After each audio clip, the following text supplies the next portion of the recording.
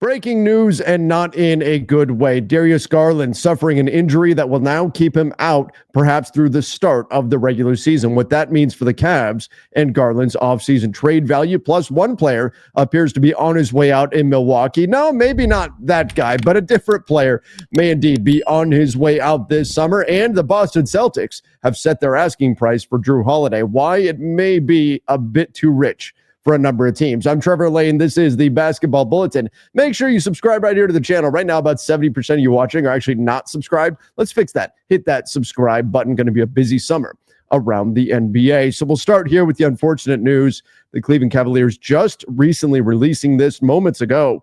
Darius Garland underwent successful surgery to repair his great toe injury. The procedure obviously was a success. His status will be updated as appropriate following a progression of treatment and rehabilitation in approximately 4 to 5 months. So 4 to 5 months until we get an update on Darius Garland. He is expected to make a full recovery and resume basketball activities by the start of training camp. Well, resuming basketball activities does not mean he's ready for the regular season. Training camp is typically going to take place around the end of September. The regular season typically starts up the third week of October. So no guarantee if Darius Garland is just starting to, say, dribble a basketball again or do a little bit of flat-footed shooting or something like that. No guarantee that he would actually be ready to play for the start of the NBA season. And that could prove problematic, especially with the Cavs team that is rumored to be considering moving on from Darius Garland via the trade market this summer. And it does make some sense. I talked about it the other day. The Cavs, is their backcourt big enough? Is there enough defensive prowess in that backcourt? Could they turn Darius Garland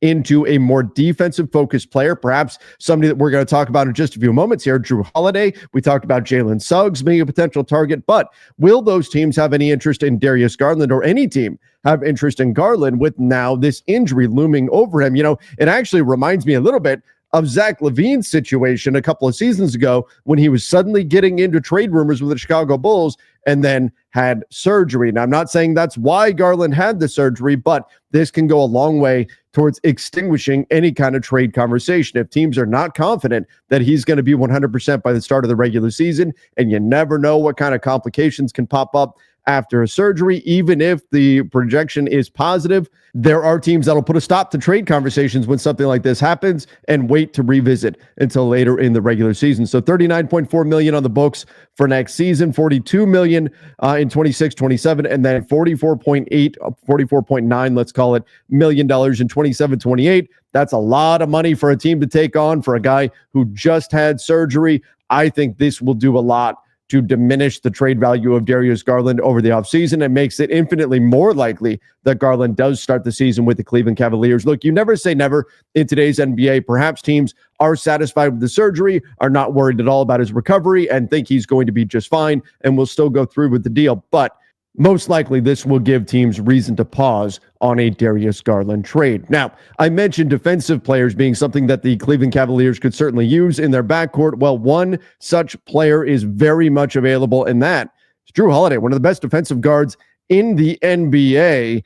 This being reported by Matt Moore. Piggybacking off of something that Mark Stein reported, Boston is in fact listening to trade offers for Holiday. Then Moore adding in that while the focus has been on reducing payroll, sources have told him that Boston is setting the price at a first-round pick, along with whatever reduced salary comes back in the deal. So there could be a bit of an issue there. And just because Boston is asking for that doesn't mean that's what they're going to get. Look at the Brooklyn Nets this last year when they were dealing veteran players. They asked for a first pick for Dennis Schroeder, they got second-round picks. They asked for a first-round pick for Dorian Finney-Smith, they got second-round picks. That said, Jrue Holiday is certainly in a different class compared to Dennis Schroeder or Dorian Finney-Smith, but nonetheless, it doesn't hurt to ask for a package like that. Doesn't necessarily mean that you're going to get it, especially when you're already asking for, number one, reduced payroll. And the way that would work is a team that would be trading with Boston, whether it's in a direct trade or in perhaps a multi-team deal, they'd be taking on Jrue Holiday and the $32.4 million he's set to make this next season,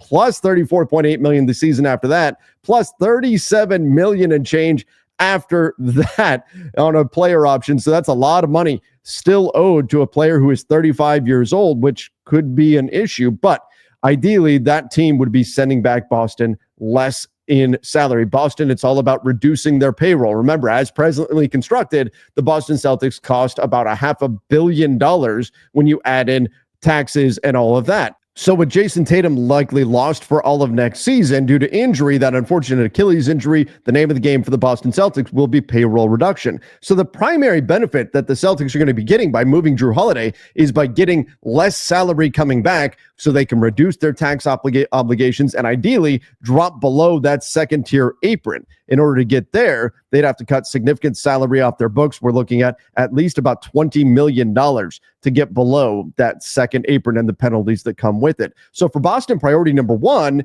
is reducing salary. So that's what a team is already giving up conceivably for Jrue Holiday. So on top of savings, the Boston Celtics would also be asking for a first-round pick. And here's the challenge. For some teams, Jrue Holiday will certainly be worth that. And look, if Jrue Holiday was 30 years old, he's absolutely easily worth that, probably worth more than that. And even at 35, he's still one of the best defensive guards in the NBA. But my concern is this. When players get older, what tends to drop off first is their defense. As age settles in, their defensive quickness, their ability to react, their quick twitch ability, it is diminished. And so how long does Jrue Holiday project to continue to be one of the top defensive guards in the NBA? On top of that, if you're giving up a first-round pick, you know it's very unlikely that he's going to maintain that value. Instead, you are probably trading for the last of the value that Jrue Holiday has. But let me put it another way. If you're going to turn a first-round pick right now plus tax savings into Jrue Holiday, it's unlikely that in the future you'll be able to turn Jrue Holiday back into a first-round draft pick. Now, that may not matter for some teams. If you're trying to contend for a championship and you think Jrue Holiday is the piece that puts you over the top, and he does, then it's well worth a first-round pick. But that future flexibility is not there with a player the age of Jrue Holiday because, again, it's unlikely that you'll be able to, down the road, turn him back into significant draft capital. You know that you're probably trading for the last of his true value out there on the market. Conversely, let's say you were to trade for a player like, I don't know, Jalen Suggs with the Orlando Magic. Now, he's got an injury history. There's questions. Is he really worth his contract? But let's say he's playing at a level where he is worth the contract that he's got, and he's on a declining salary, and he's only 24 years old. If the Orlando Magic suddenly decide 3 years from now that Jalen Suggs is not the piece they need moving forward, they could flip him for draft capital, assuming he's still producing at an adequate level and has maintained some relative health. Whereas Jrue Holiday, 3 years from now, whatever team he's on is not going to be able to turn him back into anything else. So that's the difference here with the player like Jrue Holiday, and teams could balk at offering a first-round pick. Now, again, if it's a team that's on the cusp of contending for a championship, a first-round pick may not be too steep of a price to pay. And that's the final point on this, is to keep in mind that when we see first-round draft capital is what the Celtics are looking for in return, remember, not all first-round picks are created equal, particularly because you can have pick protections. A first-round pick from a team that projects to be really bad, especially if it's unprotected, has way more value than a heavily protected first-round pick for a team that projects to be good, and then say that first turns into 2 seconds. Obviously, those two things are not equal in value. So when you hear they're looking for a first-round draft pick, there's a wide range of value that can be attached to that. All right, Jrue Holiday, not the only veteran who appears to be on the move this summer, but Brook Lopez appears to be done with the Milwaukee Bucks as well. This is, again, via Matt Moore. I'm not expecting the roster to look the way it does now.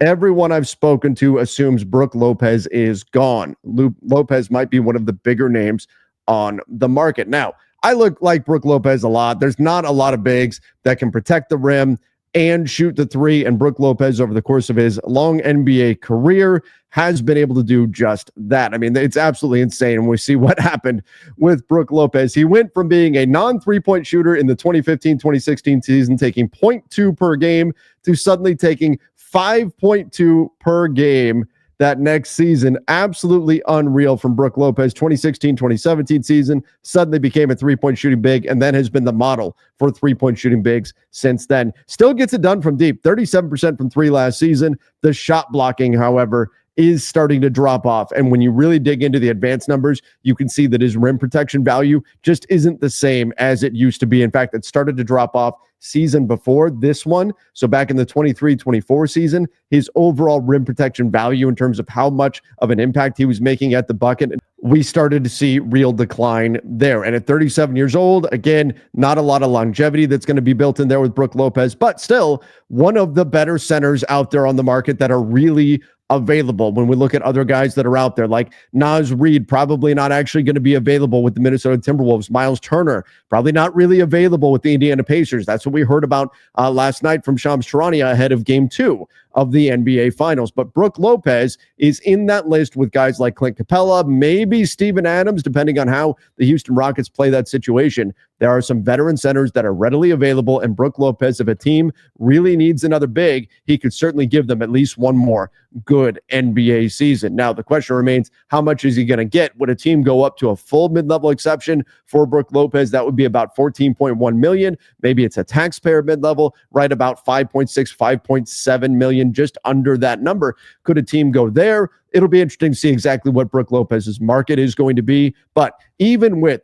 the slowdown that's clearly occurring with Brook Lopez, he figures to be a valuable target out there on a very thin free agent class. So everybody give me your thoughts. Where do you think Brook Lopez is going to wind up, and what do you think his contract value is? I think on the right team, he could continue to be a significant weapon. And there's a number of teams, including, say, the Phoenix Suns, and maybe even the Houston Rockets, should they lose Steven Adams, who could pursue Brook Lopez, but it appears his time in Milwaukee is coming to an end. Thank you again, everybody, for joining. Make sure you do subscribe right here to the channel and give me your thoughts on Darius Garland, Brook Lopez, and Jrue Holiday in the comment section. Till next time, see ya and stay safe.